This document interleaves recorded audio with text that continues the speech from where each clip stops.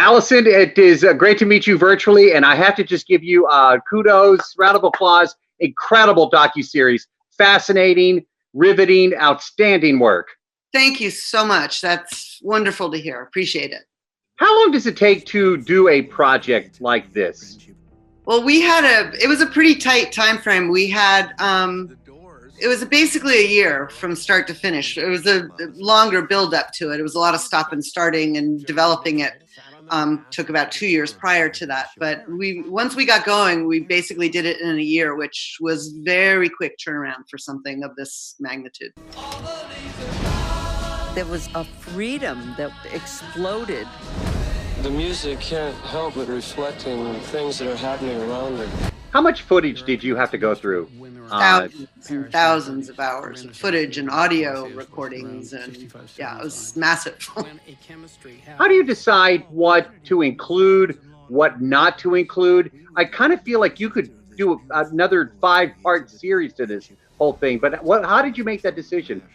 It's a really organic process, and every project is very different. It just, sometimes things just jump out at you. Other times discoveries are made that surprise you. You know, you know it when you know it's right when you know it's right. And, you know, we went down a lot of roads that didn't end up in the film too. And that's part of the process as well.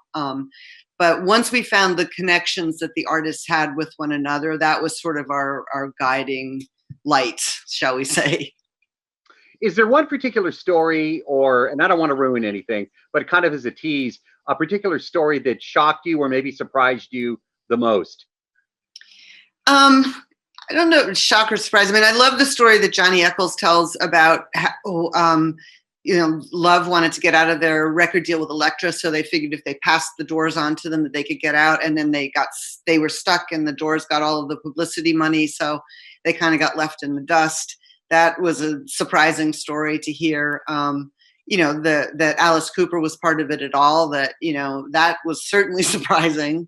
And he's just a wonderful guy. I had a really fun time interviewing him, and I love his line, you know, rock had heroes that needed a villain.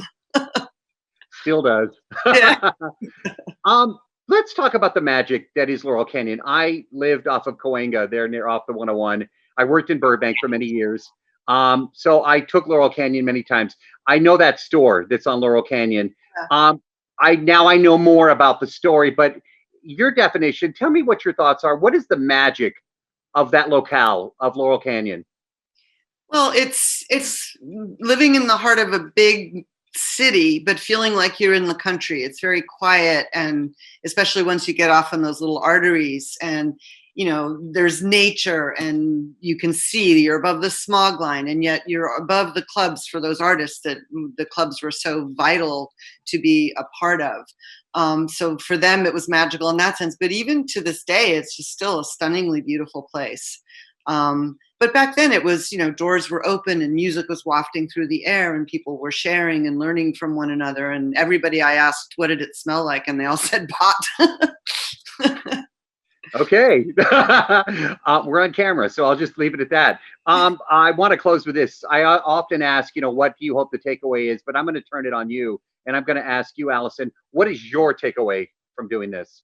My takeaway was that I got to experience something that I thought I knew a lot about in a much more meaningful way and deeper way. And I hope that that's what the audience takes away from it, that human beings are capable of tremendous artistic expression when the environment is such that it encourages that. And to hear and listen to the music that they did back then and how meaningful it still is to this day. I see Zoom people singing all over the world these songs from this time, in this time of COVID.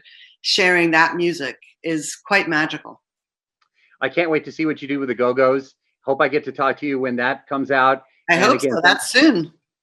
My gosh, I'm so excited about that. Thank you for your time, and really thank you for putting this docuseries, bringing it to life. Thoroughly enjoyed it. Thank you, Dave, very much. Be safe out there.